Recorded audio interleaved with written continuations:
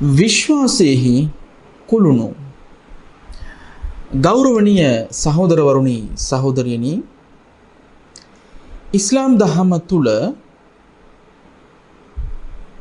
විශේෂයෙන් මූලික කරුණු දෙකක් පිළිබඳව සාකච්ඡා වෙනවා. ඉන් එකක් තමයි ක්‍රියාවෙන් ඔප්පු කර පෙන්විය යුතු දේවල් පහ. ක්‍රියාවෙන් ඒකට කියන්නේ අර්කානුල් ඊමාන් කියන. ඒ කියන්නේ ඉස්ලාම් දහම තුල තිබෙන පංචස්තම්භක කියලා. අපි මීට කලින් එක සාකච්ඡා කළා. ඒ වගේම ඉස්ලාම් දහම තුල කියවෙනවා විශ්වාස කළ යුතු කරුණු 6ක් පිළිබඳව.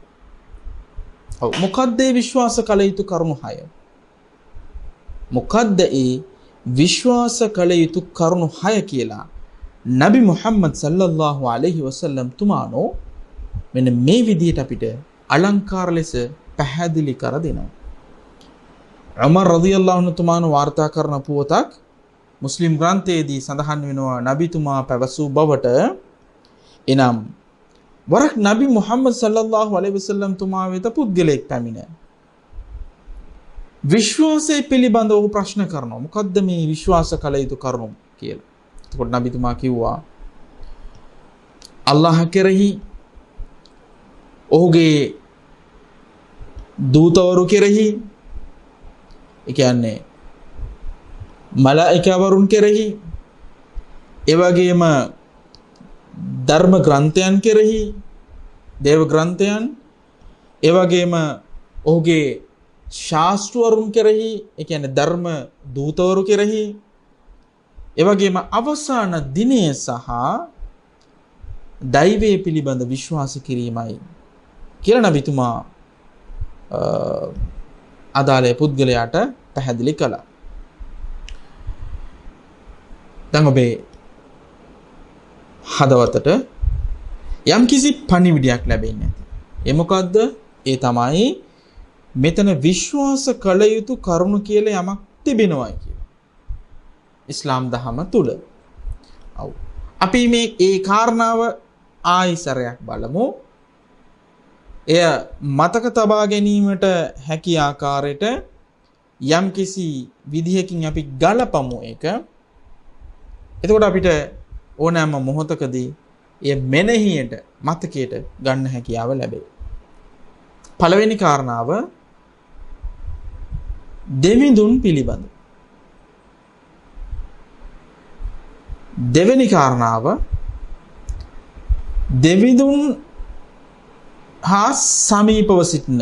ඒ කියන්නේ දෙවිඳුන් Tamanගේ අවශ්‍යතාවයට අනුව නිර්මාණය කර තිබෙන සුවිශේෂී පිරිසක් තමයි උන්ට කියන්නේ මලායිකාවරු කියලා. ඔවුන්ව ආලෝකයෙන් මවලා තියෙන්නේ.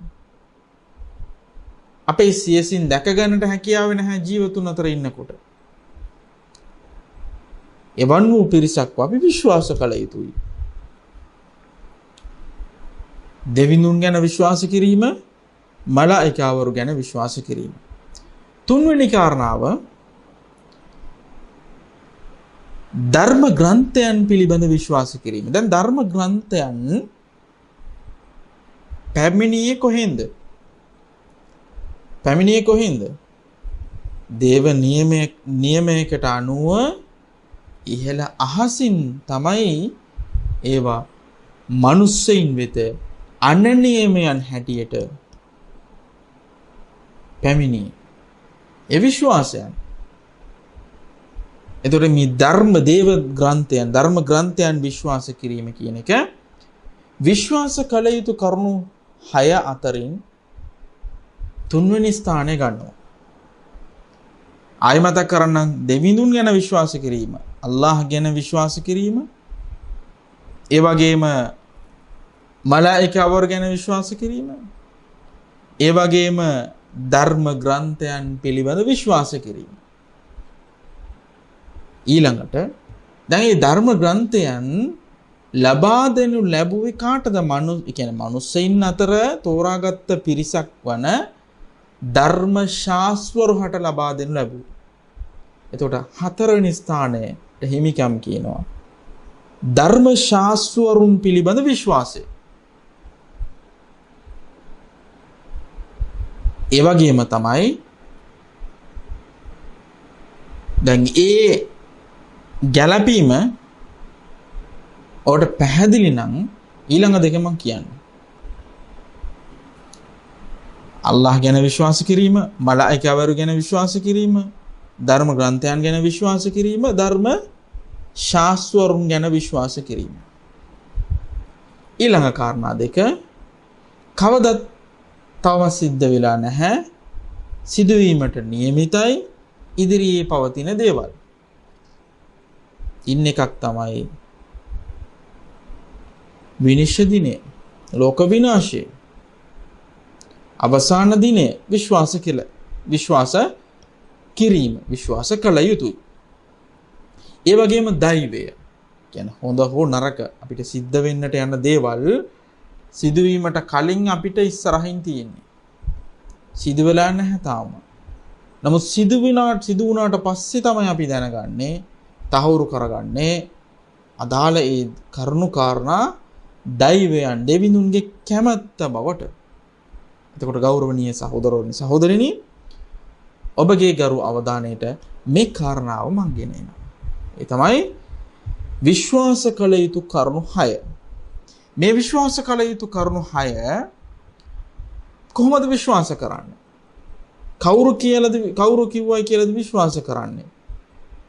ඔබට මේ ආකාරයට ඉතාමත්ම සාධාරණ ප්‍රශ්නයක් ඔබේ හදවත තුළ ඇති වෙන්නට පුළුවන්. අවිශ්වාස කළ යුත්තේ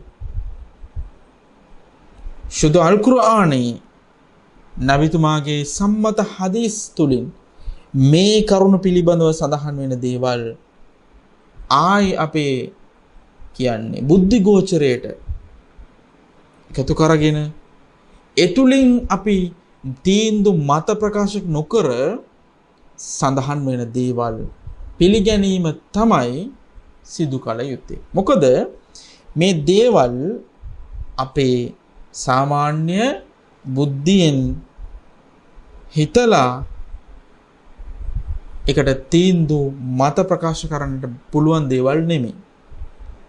දැන් විශ්වාස කළ යුතු කරුණු 6 පිළිබඳ ආයිසරයක් මම කෙටියෙන් මතක් කරන්නම්. විශ්වාස කළ යුතු කරුණු කීයද?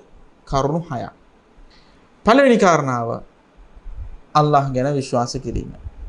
දෙවෙනි කාරණාව මලායිකාවරු ගැන විශ්වාස කිරීම. මලායිකාවරු කියන්නේ කවුද? ඉහළ අහසේ සිටින අය.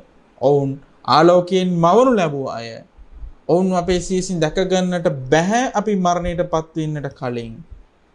ඔවුන් නමින් මලායිකාවරු, සුර දූතවරු, දේව දූතවරු කියලා සඳහන් කරන්න පුළුවන්. ඒ වගේ පිරිසක් සිටිනවා කියලා විශ්වාස කළ යුතුයි. තුන්වෙනි කාරණාව ඒ දෙවිඳුන්ගෙන් අල්ලාහ්ගෙන් ධර්ම ග්‍රන්ථයන් හැටියට මේ ලෝකෙට මිනිස්සෙයින්ට අනනියමයන් ලබා දෙන්න ලැබුවා. ඒ ධර්ම ග්‍රන්ථයන් පිළිබඳව විශ්වාස කළ යුතුයි. කුර්ආනය දෙවිඳුන් විසින් පහළ කරනු ලැබුවා වූ අවසන් ධර්ම ග්‍රන්ථයයි. එකම ධර්ම ග්‍රන්ථයයි පැවසුවේ නැහැ. අවසාන ධර්ම ග්‍රන්ථය. ඊට කලින් අවස්ථා ගණනාවකදී දෙවිඳුන් ධර්ම ග්‍රන්ථයන් පහළ කළා කියන විශ්වාසය අපිට තිබිය යුතුයි. ඊළඟට හතරවෙනි කාරණාව ඒ ධර්ම ග්‍රන්ථයන් ලද ධර්ම ශාස්ත්‍රවරු සිටිනවා. නබිතුමානෝ මුහම්මද් සල්ලල්ලාහු අලයිහි වසල්ලම් තුමානෝ එකම ධර්ම ශාස්ත්‍රය හැටියට තමාව හඳුන්වලා දුන්නේ නැහැ. එතුමා පැහැදිලි කළේ තමා අවසන් ධර්ම ශාස්ත්‍රය හැටියට. තමාට පෙර පහළ කරනු ලැබූ ධර්ම ශාස්ත්‍රවරුන්ව විශ්වාස කළ යුතුයි. ඔවුන්ට ගරු කළ යුතුයි. යනුවෙන් ඉස්ලාම් දහම අපිට උගන්වනවා. එතකොට හතරවන කාරණාව ධර්ම ශාස්ත්‍රවරු පිළිබඳ විශ්වාස කිරීම. පස්වන කාරණාව විනිශ්චය දිනය, එහෙම නැත්නම් අවසන් දිනය, එහෙම නැත්නම් ලෝක විනාශය, මේ ඕනෑම එකක් වෙන්න පුළුවන්. මේ වගේ සිදුවීමක් ඉදිරියේ සිදුවීමට නියමිතයි කියන විශ්වාසය. මොකද ඒවා අපිව හැඩගස්වනවා. අපිව නිවැරදි මංමාවත් වෙතට යොමු කරවනවා. මොකද අපි මේ ලෝකයේ ඕනෑම දෙයක් කරලා ගැලවෙලා යන්න පුළුවන්, ගැලවිලා යන්න පුළුවන්, අපිට නිදහස් වෙන්න පුළුවන් කියන සිතුවිල්ලෙන් ජීවත් නොවි මේ ලෝකේ කරන කියන හැම දෙයකටම වන්දි ගෙවෙන දවසක්, අහුවෙන දවසක්, ප්‍රශ්න කරනු ලබන දවසක් ඉදිරියේ තියෙනවා කියන සිතුවිල්ල මේ විශ්වාසය තුළින් ඇති කරනු ලබනවා. 6 වෙනි කාරණාව දෛවයේ පිළිබඳ විශ්වාසය. මේ දෛවයේ පිළිබඳ විශ්වාසය හිතට යම්කිසි සැනසීමක් ඇති කරවනවා. ඒ කොහොමද? ඒ තමයි මේ දෛවයේ විශ්වාස කරන කෙනා තමන්ගේ ජීවිතයේ සිදුවෙන ඕනෑම සිදුවීමක් එය බාරගන්නේ දෙවිඳුන්ගේ කැමැත්ත මත සිදු වුණු දෙයක් හැටියට. එතකොට ඕනෑවට වඩා උඩ පනින්න අවශ්‍ය වෙන්නේ නැහැ. ඕනෑවට වඩා සිදුවුණු ඒ සිදුවීමට වඩා අපි පහතට වැටෙන්න අවශ්‍ය වෙන්නේ නැහැ. එතකොට මේයි ඉස්ලාම් දහම පවසන විශ්වාස කළ යුතු කරුණු 6. මතක තබා ගන්න කරුණු 6ක් තිබෙනවා. මේ කරුණු 6 පිළිබඳව අපිට කැමති විදියට විශ්වාස කරනවා කියන එකට වඩා මේ පිළිබඳව ධර්මයේ පවසලා තිබෙන දේවල් එලෙසින්ම හදවතින්ම විශ්වාස කිරීම තමයි අපි කළ යුත්තේ. එයයි ධර්මයේ අපෙන් අපේක්ෂා කරන්නේ. මේකේ තියෙන කිසිම කාරණාවක් පිළිබඳව පිළි නොගෙන සිටීම, විශ්වාස නොකිරීම, එහෙම නැත්නම් මේකට විරුද්ධව හඬ නැගීම කිසිම පළක් වෙන්නේ නැහැ. මොකද්ද වෙන්නේ අන්තිමට? මේ සංකල්පයෙන් ඔබට ගියේ, මේ සංකල්පයෙන් එළියට ගිය කෙනෙක් බවට තමයි ඔහු හෝ ඇයපත් වෙන්නේ. මොකද මෙතන තියෙන දේවල් පවා අපිට නොදන්න, අපි නොදැක්ක දේවල්. මේව පිළිබඳව පවසලා තිබෙන්නේ කවුද? කුර්ආනයේ තිබෙන වචන තුලින්. එහෙම නැත්නම් දෙවිඳුන්ගේ සුද්ධ වූ වැකීමකින්, එහෙම නැත්නම් නබිතුමාගේ මුතු වදන් තුලින් තමයි මේ පිළිබඳව විශ්ලේෂණයන් ලබාගත හැකි. ඉන් ඔබට ඕනෑම උගතෙක්, බුද්ධිමතෙක් වෙන්න පුළුවන්. ඔහුගේ සිතංගියාවට, ඔහුගේ කැමැත්තට අනුව කරන ප්‍රකාශයන් අපිට පිළිගන්න බෑ. මේ පිළිබඳව කරුණු පවසනවා නම් එක්කෝ කුරානයේ තිබෙන්න ඕනේ. එහෙම නැත්නම් නබිතුමා පවසලා තිබෙන්න ඕනේ. මොකද නබිතුමාට දෙවිඳුන් අනාවරණය කරනවා, පැහැදිලි කරනවා. ඒ කරුණු මත එතුමාට අපි නොදන්න දේවල් එතුමාට පවසන්න හැකියාව තිබ්බා. නමුත් එතුමා Taman මත ප්‍රකාශ කළේ නැහැ. දෙවිඳුන්ගෙන් පණිවිඩ ලැබුණොත් ඒව තමයි සමාජගත කිරීමට කටයුතු කළේ. එතකොට ගෞරවනීය සහෝදරවරුනි, සහෝදරිනි, අපි අද ඉගෙන ගත්තේ විශ්වාසයේ, ඒ කියන්නේ විශ්වාස කළ යුතු කරුණු 6 පිළිබඳව අලංකාර වූ කරුණු 6ක්. ඒක අපි යම්කිසි ආකාරයකින් සම්බන්ධ කළා, යම්කිසි ගැළපීමක් ඇති කළා ඔබගේ මතකයේ තබා ගැනීම සඳහා. නැවත වරක් ඔබ උත්සාහ කරන්න ඔබගේ මතකයේව තිබෙනවද කියලා බලන්න. තවත් වැඩසටහනක් තුලින් ඔබව හමු වීමේ අපේක්ෂාවෙන් සමුගන්නවා. අස්සලාමු අලයිකුම් වරහ්මතුල්ලාහි වබරකාතුහු.